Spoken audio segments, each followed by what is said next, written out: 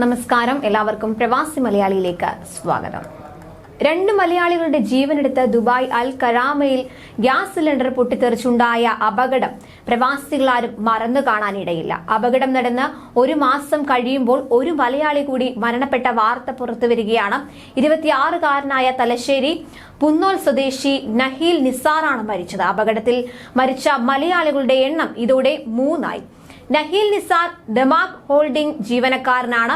പുന്നോൽ കഴിച്ചാൽ പൊന്നപത്ത് പൂഴിയിൽ നിസാറിന്റെയും ഷഫൂറയുടെയും മകനാണ്. മൃതദേഹം ദുബായിൽ ഖബറടക്കുമെന്ന ബന്ധുക്കൾ അറിയിച്ചിട്ടുണ്ട്. നേരത്തെ 2 മലയാളികളാണ് അപകടത്തിൽ മരണപ്പെട്ടിരുന്നത്. സംഭവത്തിൽ മലപ്പുറം സ്വദേശിയും ദുബായിലെ ഫ്രൂട്ട് സ്റ്റോപ്പിലെ ജീവനക്കാരനുമായ തിരൂർ പരവണ്ണ സ്വദേശി യാക്കു അബ്ദുള്ള 38 വയസ്സ് വിസിറ്റ് വിസയിൽ ജോലി തേടിയെത്തിയ തലശ്ശേരി ടെബിൾ ഗേറ്റ് നിട്ടൂർ വീട്ടിൽ നിതിൻ ദാസ് 24 വയസ്സ് എന്നിവർ നേരത്തെ മരിച്ചതാണ്.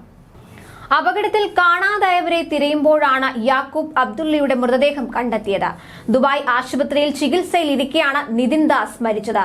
സന്ദർശക വിസയിൽ ജോലി തേടിയെത്തിയ നിതിൻ ദാസിന് ഏറെ പരിശ്രമത്തിനൊടുവിൽ ജോലി ലഭിച്ചതിന്റെ സന്തോഷത്തിലായിരുന്നു. അതിനിടയിലാണ് അപകടം സംഭവിച്ചത്. അപകടത്തിൽ പരിക്കേറ്റ ഒരു യുവാവ് ചികിത്സയിൽ തുടരുകയാണ്. ഒക്ടോബർ 17 രാത്രിയായിരുന്നു താമസ സ്ഥലത്തെ ഗ്യാസ് സിലിണ്ടർ പൊട്ടിത്തെറിച്ച് അപകടം ഉണ്ടായത്. 12:20 Karama Day to Day shopping കേന്ദ്രത്തിന് സമീപം ബിൻ ഹൈദർ ബിൽഡിംഗിലാണ് അപകടം ഉണ്ടായത്. ഫ്ളാറ്റിൽ 3 മുറികളിലായി 17 പേരാണ് താമസിച്ചിരുന്നത്. ഒരേ ഫ്ളാറ്റിലെ 3 മുറികളിൽ താമസിച്ചിരുന്ന ഇവർ മൊബൈൽ ഫോണിലും മറ്റും മുഴുകിയിരിക്കുമ്പോഴാണ് ഫ്ളാറ്റിലെ അടുക്കളയിൽ പാചകവാതക സിലിണ്ടർ പൊട്ടിത്തെറിച്ചത്.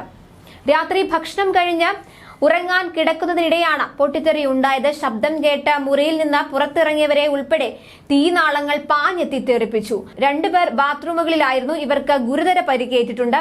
മിക്കവരും ബാച്ചിലർ താമസക്കാരായിരുന്നുവെന്ന് ദുബായിലെ സാമൂഹിക പ്രവർത്തകൻ നസീർ വാടാനപ്പള്ളി അറിയിച്ചത്. പരിക്കേറ്റ ഭൂരിപക്ഷം പേരും മലയാളികളായിരുന്നു. പൊട്ടിത്തെറിയുടെ ആഘാതത്തിൽ അടുത്തുള്ള ഫ്ളാറ്റിലെ 2 വനിതകൾക്കും പരിക്കേറ്റതായി വിവരമുണ്ടായിരുന്നു.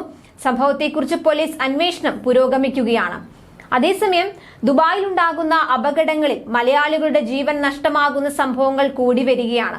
നാളുകൾക്ക് മുൻപ് ദുബായ് ദേറ ഫ്രിഡ്ജ് മുറാർ അൽ റാസ് പ്രദേശത്ത് ബഹുനില കെട്ടിടത്തിന് തീപിടിച്ചുണ്ടായ അപകടത്തിൽ 16 പേർ മരിച്ചിരുന്നു. ഇതിൽ മലപ്പുറം സ്വദേശികളായ മലയാളി ദമ്പതികളും ഉൾപ്പെട്ടിരുന്നു.